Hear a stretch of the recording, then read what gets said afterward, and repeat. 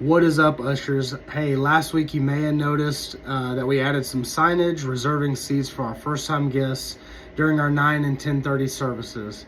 I just want to say I apologize for not giving y'all as much heads up on that as we should have. So I wanted to make a quick video explaining the why behind the what and encourage y'all as leaders with the heart behind it.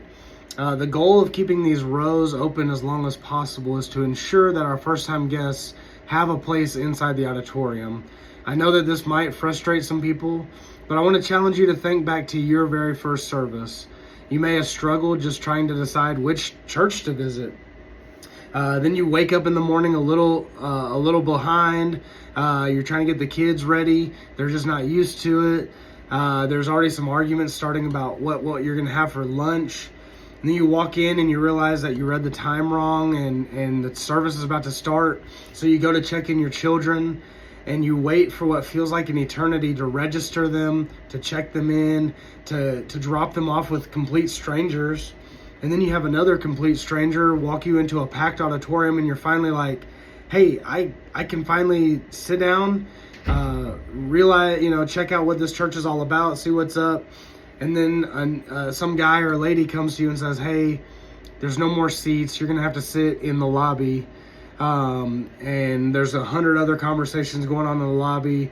I just want you to think real quick, are you going to come back? What are your chances of returning and giving the church another chance? Or what are the chances of you being able to pay attention at all during that service in a setting where you've never been, potentially the first time you've ever heard the word of God? And so the heart behind this is to create spaces for these people to hear the word.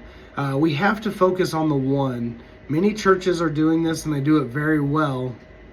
And honestly, I know that we have a better usher team than they do. So I want to empower you to take this and run with it. I understand with changes come challenges, but I know that you all as a team can handle these challenges. You handled it super well when we re-implemented passing the buckets. Y'all took that, y'all ran with it, and it's handled, it's taken care of, and I know you can do the same with this. Your heart, I know your heart is to serve those entering the room to worship, and I just want you to focus your heart onto those who may have never heard the gospel before, and the majority of those people are our first-time guests. These spaces will also allow Pastor Bo and Pastor Mike to make eye contact with our guests, making them feel even more welcome. I know our first-time guest hosts are excited about these spaces. They were telling me just last week that it's easier because they don't have to have those tough conversations with people, letting them know like, hey, we're sorry, you have to sit in the lobby. They are excited about it, and I want y'all to be excited about it too. Make it your own thing. So just to reiterate the plan, I don't expect y'all to identify every first-time guest as the auditorium fills up. They're more than welcome to sit anywhere they want to. I want these rows to stay open, even if it forces lobby campus to open. Even if we have to have lobby campus and those rows are open, that's okay. Then once we have a pretty good feeling that every guest is in the auditorium, we can start filling from lobby campus into those rows.